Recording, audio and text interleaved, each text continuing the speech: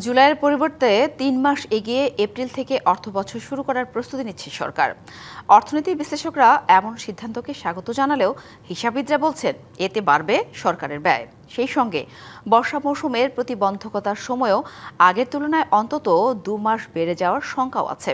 আর তাহলে ভৌত অবকাঠামো নির্মাণ কাজে গতি আসার চেয়ে তা আরও ধীর হতে পারে। যদিও এমন শঙ্কার কথা মানতে নারাজ বিশ্লেষকরা। ১৯৭১-এ স্বাধীন বাংলাদেশ প্রতিষ্ঠার পর থেকেই অর্থবছর হিসাব করা হচ্ছে জুলাই জুন এই চক্রে, যা অনুসরণ করা হয় মূলত অবিভক্ত পাকিস্তান আমলের আদলেই।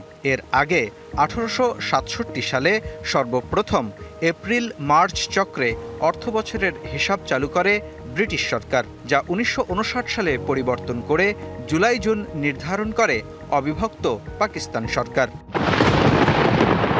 মূলত এ ধরনের বিষয় নির্ধারণে বিবেচনায় নেওয়া হয় আবহাওয়ার সুবিধা কাজে লাগানোর বিষয়টি। আবহাওয়া অধিদপ্তরের সূত্র বলছে, মার্চ এপ্রিল মে এই ৩ মাস বাংলাদেশে প্রাক বর্ষা মৌসুম। জুন জুলাই আগস্ট ও সেপ্টেম্বরে ভরা বর্ষা, অক্টোবর নভেম্বরে বর্ষা পরবর্তী সময়, আর ডিসেম্বর জানুয়ারি ও ফেব্রুয়ারি শীত মৌসুম। মে মাস এবং জুন মাসে আমরা প্রচুর বৃষ্টিপাত পাইছিলাম। গত ৩-৪ বছর আপনি যদি ফলো করেন তাহলে দেখা যাবে যে বৃষ্টিপাতের প্যাটার্নটা মনসুনের শেষের দিকে গিয়ে হয়েছিল। শীতকালে টোটালি রেইনলেস ছিল। অর্থনীতি বিশ্লেষকদের যুক্তি, ৩ মাস এগিয়ে এপ্রিল থেকে অর্থবছর শুরু করা গেলে শেষ মুহূর্তে তড়িঘড়ি করে অবকাঠামো উন্নয়ন কাজ শেষ করার ক্ষেত্রে বাড়তি কিছুটা সময় মিলবে। এর ফলে যেটা হবে যে আমাদের অক্টোবর থেকে মার্চ এই শেষের ৬ মাস অর্থ বছরে নগদ নিয়ে এলো হার না মানা হার অফার। সর্বনিম্ন ১০,০০০ টাকা রেমিটেন্স নগদে পাঠালে থাকছে স্বর্ণের হার জেতার সুযোগ।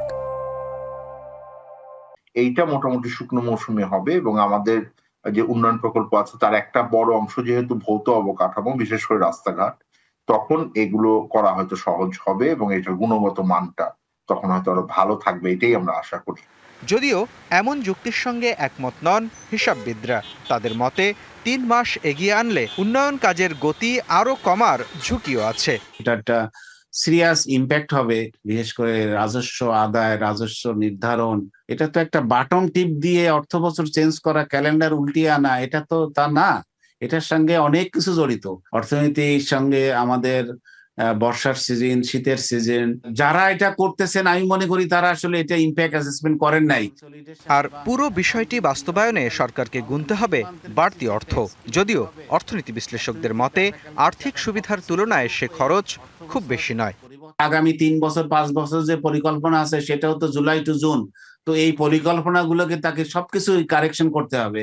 তো এখানে একটা বিশাল অর্থনীতি মানে এক্সপেন্ডিচার ইনভলভমেন্ট হবে। ব্যয় তো আপনার হবে, সেই ব্যয়টা আমি মনে করি এইটা ১-২ বছরের মধ্যে রিটার্ন হচ্ছে না। কেউ এটা কোনোদিন করতে চায় নাই। বড় কারণ হলো যে আসলে এইটা করতে যে অনেক কষ্ট করতে হবে অ্যাডমিনিস্ট্রেশনের। এর আগে শেখ হাসিনা সরকারের তৃতীয় মেয়াদে অর্থমন্ত্রী আবুল মাল আব্দুল মুহিতের সময় অর্থবছর পরিবর্তনের উদ্যোগ নেওয়া হলেও তা কার্যকর করা যায়নি। এখন ২০২৮ সাল থেকে অর্থবছর এপ্রিল মার্চ চক্রে চালুর উদ্যোগ নিয়েছে বর্তমান সরকার। মুস্তফা মাহবুব, ডিবিসি নিউজ, ঢাকা।